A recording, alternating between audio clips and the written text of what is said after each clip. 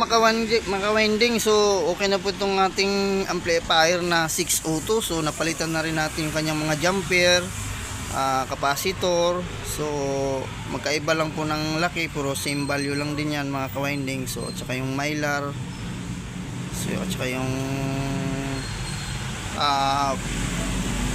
4.7K mga ka-winding. So napalitan ko na rin yan.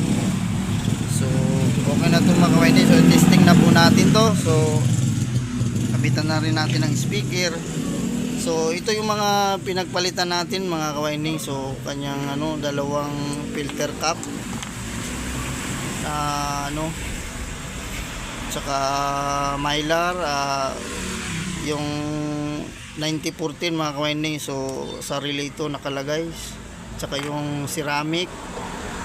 Ayan mga ka-winding yung mga pinalit natin. So yan lang ang kanyang may diferensya mga ka-winding. So ready for testing na po tayo mga ka-winding. So tingnan po natin yung kanyang tunog.